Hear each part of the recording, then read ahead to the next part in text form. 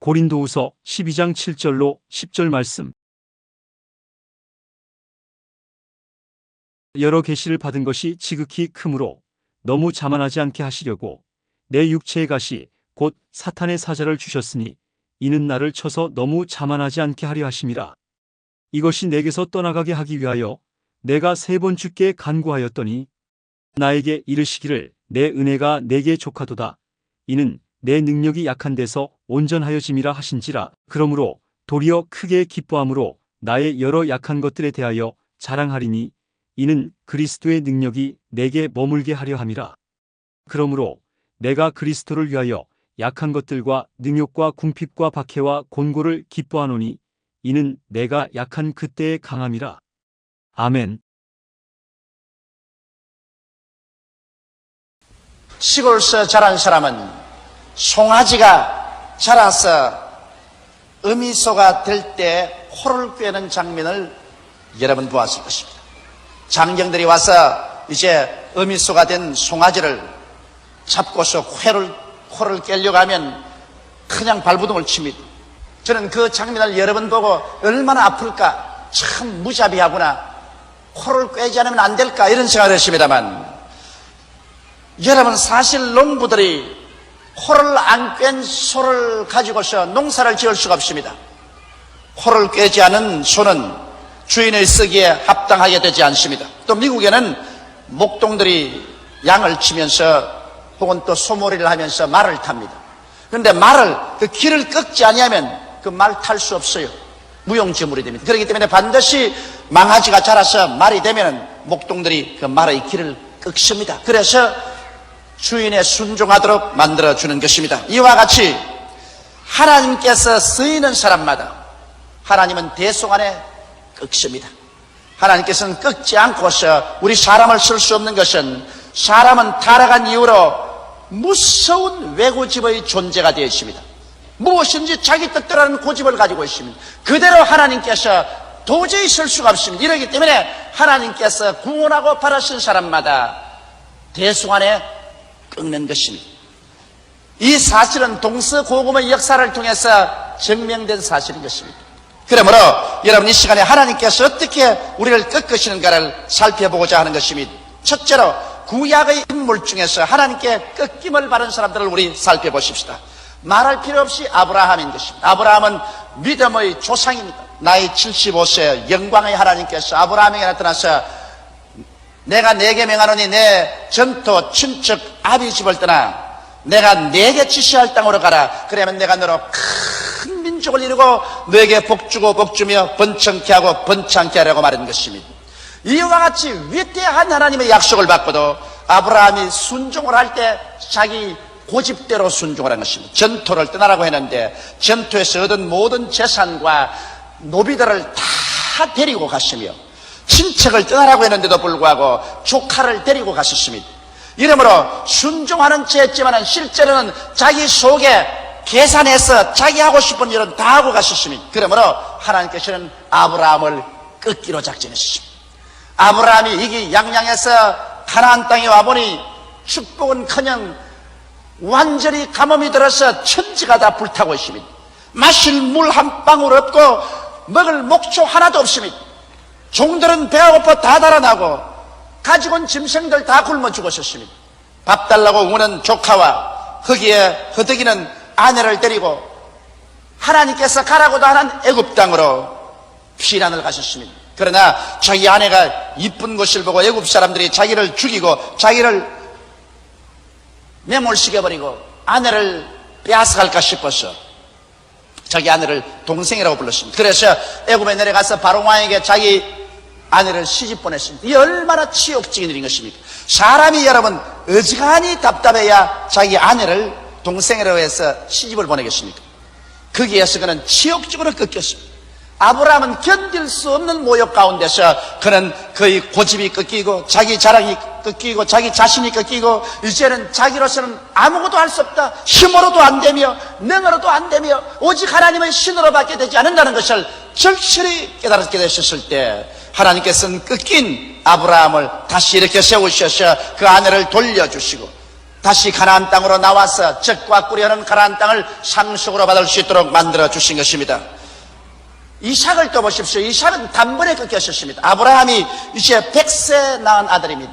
약 아브라함의 나이가 120여세가 되었을 것이라고 저는 추정을 합니다. 그런데 눈에 넣어도 아프지 않을 만이 귀하고 아름다운 자기의 아들 이삭이 집안일을 돌보는데 얼마나 귀여운지 모릅니다. 그런데 하나님께로부터 청천벽력의 명령이 떨어졌습니다. 아브라함아, 내 사랑하는 내 외독자 이삭을 모리아산에 데려가서 잡아서 내게 번제로 드리라.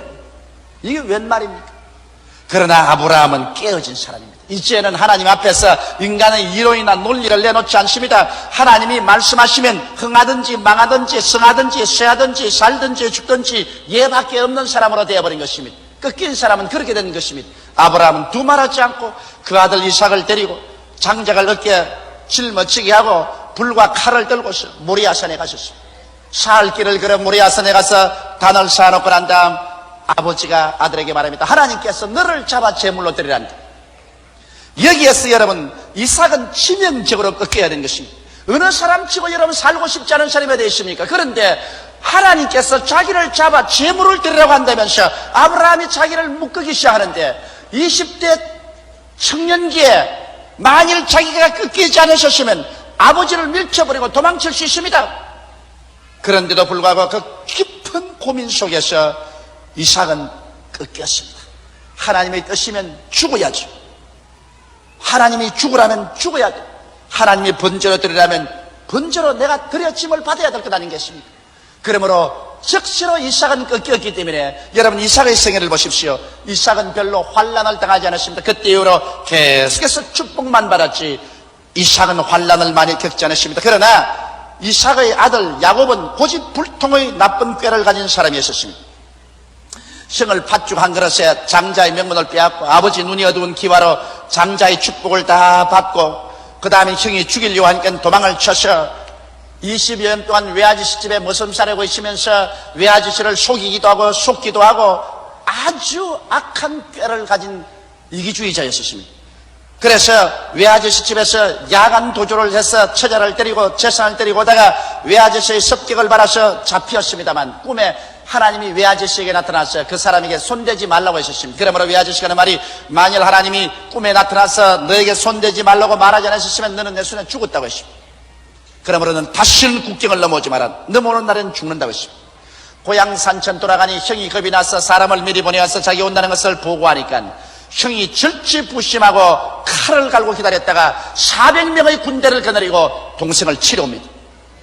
그 소식을 들으니 뼈가 녹고 간담이 녹습니다. 뒤에는 외아저씨가 죽이려고 하지 앞에는 형이 400인의 군대를 거느리고 오지 자기는 쓸 곳이 없습니다. 그래서 처자와 모든 짐승떼를 야복감을 다 건너가게 하고 자기는 이쪽 벽 나루터에 앉아있는데 갑자기 밤에 하나님의 사자가 와서 덤벼들으십니다. 그리고 그를 항복시킬 것입니다. 얼마나 야곱이 기가 강했던지 항복을 안 당하고 자기 고집대로 하려고 밤새도록 실험을 하다가 아침에 천사가 손을 들어 그 환도뼈를 치매 이 환도뼈가 그어져서 절름발이가 되고 마는 것입니다.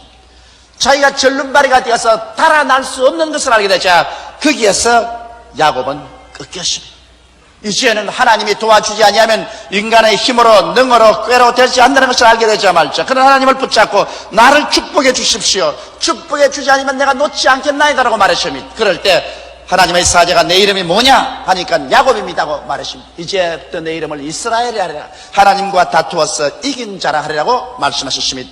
하나님께 꺾임을 받고 난 다음 그가 일어나서 야복 나루터를 건너니 태양이 떠올라고 했습니다. 사람이 꺾이고 나면은 하나님의 축복의 태양이 떠오르는 것입니다.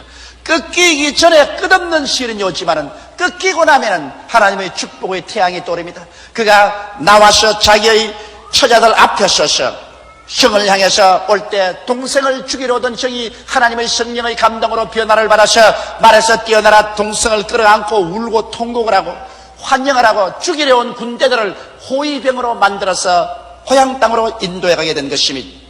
여러분 요셉이나 모세도 꺾인 사람인 것입니다. 요셉같이 사람이 마음이 맑고 좋은 사람도 종살이 감옥살이로 13년 동안 꺾였으며 모세는 40청년의 이스라엘을 인도해내려고 자기의 지혜와 총명과 청춘과 웅변을 의지하고 나왔지만 실패해서 나머지 40년을 인적이 끊어진 미디안 광야에서 울며 목동의 신세로 지난 동안에 그는 꺾일 대로 꺾이고 상처 입을 대로 상처 입었으며 그는 완전히 허리가 휘어지도록 꺾였었으며 이제는 자기가 자기 자신을 의지하는 것을 다 포기했습니다. 자기의 청춘도 지혜도 총명도 웅변도 다 믿을 수가 없습니다. 80이 되어서 꺾였었을 때 주님이 호렙산 가시들기불에서 다시 모세를 만나서 부르셔서 40 청춘에 못하던 일 80 노인을 보내가지고서 이스라엘 300만을 이끌어낼 수가 있는 것입니다. 이러므로 구약의 인물 중에 꺾이지 않고 하나님께 사용함을 받은 사람은 한 사람도 없습니다. 그러면 둘째로 신약의 인물들을 볼까요? 신약의 가장 대표적인 인물이 베드로 아닌 것입니까? 베드로는 정말 자신이 넘치는 사람인 것입니다. 자기는 12 제자 중에서 제일 수제자라는 것을 스스로 자인했습니다. 예수님께서 마지막 성찬을 떼시고 주님께서 겟세마네 동산으로 올라가시기 전에 이런 말을 쓰십니다. 오늘 저녁에 너희들이 다 나를 버리고 떠나리라. 그때 베드로는 말하기를 이 사람들이 다 당신을 버리고 떠날지라도 나는 감옥에도 죽는데도 주님과 같이 가겠나이라고 혼장담했었습니다. 그 베드로가 겟세마네 동산에서 예수님께서 유다를 중심으로 한 대제사장들이 하속들에게 잡힐 때 예수님을 저버리고 다른 사람과 똑같이 도망을 쳤습니다. 예수님의 인생에서 가장 괴로운 재판을 가야바의 뜰에서 받을 때 베드로가 들어와서 하속들과 함께 불을 쬐고 있다가 너도 예수당이라고 하니까 그는 부인하되 한 번 부인하고 두 번 부인하고 세 번째는 저주하고 맹세하여 가로되 나는 그를 도무지 알지 못한다고 하셨습니다. 그러고 난 다음에 닭이 울고 예수님이 그를 쳐다보며 그는 밖에 나가서 통곡을 하고 울었었습니다. 자기가 저주스러웠었습니다. 자기가 미웠었습니다. 자기를 잊지 않았습니다. 그러고 난 다음에 예수님은 십자가에 못 박여 돌아가시고 무덤에 들어간 지 사흘이는 동안 거듭고 캄캄한 날에 베드로는 산산조각으로 꺾이고 마는 것입니다. 베드로는 가루가 되고 먼지가 되도록 그냥 완전히 꺾여버리고 마는 것입니다. 그래서 예수님께서 나중 갈릴리에서 다시 만나셨을 때 베드로와 제 아들이 주님 주위에 섰습니다. 그때 예수님께서 베드로에게 물으십니다. 베드로야, 네가 나를 아가페 하느냐? 목숨을 바쳐 나를 사랑하느냐? 베드로는 아가페 못합니다. 나는 주님을 필레오 합니다. 친구로서 사랑하지 목숨을 바쳐 사랑은 못합니다. 내 양을 먹이라. 그 다음 또 예수님께서 베드로야, 네가 나를 아가페 하느냐? 감옥에도 같이 가고 죽는 게도 같이 갔던 자신 있게 말했는데 지금도 그러냐? 주님, 나는 필레오 합니다. 친구로 사랑하지 목숨을 바치는 사랑 못합니다. 그 다음 주님께서 말하십니다. 베드로야, 그러면 너는 나를 필레오 하느냐? 친구로 사랑하느냐? 간이 탁탁 내려앉았습니다. 언제는 아가페에서 목숨 바치고 사랑한다 했다가 3번 부인했는데 또 주님께서 너 진짜 날 필레오 하느냐? 친구로 사랑하냐 하니까 자신이 없습니다. 주님, 내가 주님을 친구로 사랑하는 것을 주님께서 아시옵나이다. 나는 이제 몰라요. 이제 자신이 없어요. 나 두 손 들었어요. 난 자신 없어요. 됐다. 일어나서 나를 따르라. 우리가 자신이 없을 때 주님을 따를 수가 있는 것입니다.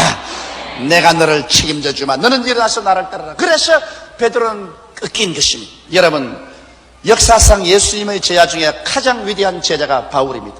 바울은 로마 시민이요, 가마리알 대학 졸업생이요, 그는 철학과 문학과 열화 같은 종교심을 가진 사람이요, 예수를 믿고 난 다음에도 하나님의 위대한 계시를 받은 사람인 것입니다. 그러나 바울이 이렇게 위대한 인물이고 하나님의 위대한 계시를 받았기 때문에 하나님께서 극렬하게 바울을 꺾으셨습니다. 바울에게는 가시가 있었습니다. 성경은 말하기를 사탄의 사자가 끊임없이 따라와서 바울 가는 곳마다 바울에게 고통을 주고 괴로움을 주었습니다. 사탄의 사자가 따라다니니 어느 곳에 간들 한시가 필요하셨습니까? 바울이 너무 고통스러워서 주님께 나와서 3번 이 사탄의 사자를 물리쳐달라고 기도할 때 주님께서 응답하지 않으셨습니다. 주께서 말하기를 내 은혜가 내게 족하로다. 내가 약할 때 네가 강해진다고 말하셨습니다.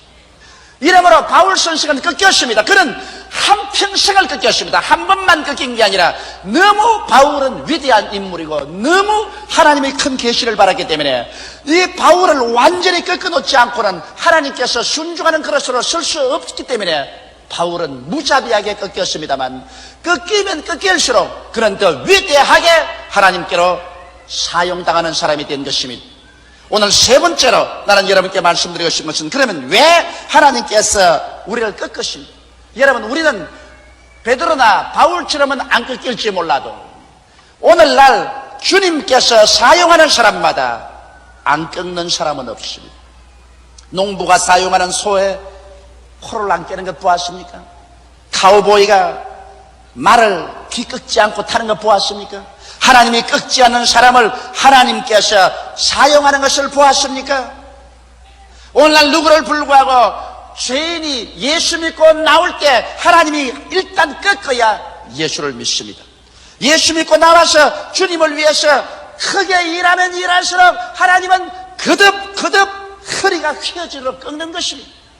오늘날 많은 신학생들이 위대한 주의 종이 되기를 원하는데 위대한 주의 종이 되기 위해서는 위대하게 꺾여야 된다는 것을 알아야 되는 것입니다. 처참하게 꺾여야 된다는 것을 알아야 되는 것입니다. 왜 하나님께서 꺾으실까요? 그것은 겸손하게 만들기 위한 것입니다. 사람들은 자기가 꽤 잘난 줄 알고 있습니다. 자기 지혜와 총명과 지식과 미모가 괜찮은 줄 알고 있습니다. 그러나 하나님께 내를 맞아 꺾이고 보면 자기 존재가 얼마나 비참하고 보잘것없다는 것을 깨닫게 되는 것입니다. 꺾이는 사람이 비로소 겸손하게 되고 교만을 내어 던져버리게 되기 때문에 하나님께서 달려들어서 우리를 꺾는 것입니다. 그 다음 우리가 꺾여야 순종함을 배웁니다. 히브리서 5장 8절로 9절에 그가 아들이시라도 받으신 고난으로 순종을 배워 온전하게 되었은즉 자기를 순종하는 모든 자에게 영원한 구원의 근원이 되셨다고 말씀하고 있는 것입니다. 여러분, 예수님도 받은 고난으로 순종함을 배웠다고 말했는데 하물며 여러분과 나 외고집의 인생이 고난당해서 꺾이지 않냐고 순종하는 것 보았어요? 여러분, 부모가 자식 키울 때라도 자식에게 채찍을 때려야 부모에게 순종하고 올바른 길로 가지 그냥 망나니로 키워놓고 난 다음에 순종하는 자식을 보았나요? 어느 집이고 망나니로 자식을 키우면 나중에 그 자식이 자라서 부모에게 무서운 가시가 된다는 것을 알아야 되는 것입니다. 성경 잠언서에는 자식을 채찍으로 때리면 그 영혼을 멸망해서 구출한다고 말하는 것입니다. 무리로 때리라는 것이 아니라 교육적으로는 종아리가 맞아야 깨어져서 순종하는 것입니다. 어느 자식이고 부모가 키울 때 엄하게 꾸중하고 채찍질해서 키우면 그 당시에는 슬퍼하나 자라고 난 다음 그 부모에게 깊이 감사를 드립니다. 제가 참 감사하는 선생님이 계십니다. 중학교 때 우리 선생님인데 영어 선생님으로 콩코드입니다. 콩코드라는 선생님인데 저는 원래 공부가 하기 싫었고 또 공부할 수 있는 환경이 잘 되어 있지 못했습니다. 그런데 그 콩코드라는 영어 선생이 들어오시면 이만한 왕대 몽둥이를 이제 들고 들어와요. 벌써 교실에 들어오면 그거 질질 끌고 들어왔어. 자욱한 영어 문장을 외워오지 않든지 문법을 틀리게 하든지 숙제를 안 해오면 불이 pun증나게 때려요. 어떠한 학생도 그를 고맙게 안 여겼는데 오늘날에 와서 내가 그 선생을 얼마나 고맙게 여기는 것은 제가 온 세계에 다니면서 영어로서 설교할 수 있게 된 것은 그 선생 몽둥이 때문에 그렇게 되었습니다. 그 몽둥이 아니었으면 제가 오늘날 이런 주의 종은 되지를 못했을 것입니다. 그러므로 여러분, 우리가 꺾여서 순종함을 배우는 것입니다. 또 꺾여야 하나님의 능력을 의지하게 됩니다. 고린도후서 12장 9절에 보면 내게 이르시기를 내 은혜가 내게 족하도다. 이는 내 능력이 약한 데서 온전하여 쯤이라 하신지라. 이러므로 도리어 크게 기뻐함으로 나의 여러 약한 것들에 대하여 자랑하리니 이는 그리스도의 능력으로 내게 머물게 하리 함이라. 그리스도의 능력이 내게 머물게 하기 위해서는 내가 꺾여서 내가 약해져야 된다고 바울은 말하고 있는 것입니다. 그러므로 바울은 나는 여러 약한 것을 자랑한다. 그건 왜냐? 내가 꺾여야 그리스도의 능력이 내게 머물러 있게 하리함이라고 말씀한 것입니다. 이러므로 여러분께서 하나님의 능력을 더 크게 받으려면 더 크게 꺾일 각오를 해야 되는 것입니다. 등 따스고 배부르면서 하나님 능력을 받으려고 하는 사람은 어리석은 사람인 것입니다. 이러므로 여러분께서 하나님의 능력 받기를 구하면 하나님은 반드시 손을 내밀어 여러분을 꺾고 또 꺾고 또 더 깊이 꺾으시는 것입니다. 그럴 때 여러분이 약한 것을 알고 자기의 지혜와 총명과 자기의 학문과 지식과 자기의 잘난 것을 의지하지 아니하고 전부 여지없어 손들고 옵니다. 주 나를 박대하시면 내 어디 가리까? 주님께 전폭적으로 의지하게 되고 주님께서 그 능력을 나타내 주시는 것입니다. 또 우리가 꺾여야 되는 것은 꺾여야 어리석음이 떠나가고 또 성격함이 떠나가고 지혜롭고 신중하게 되는 것입니다.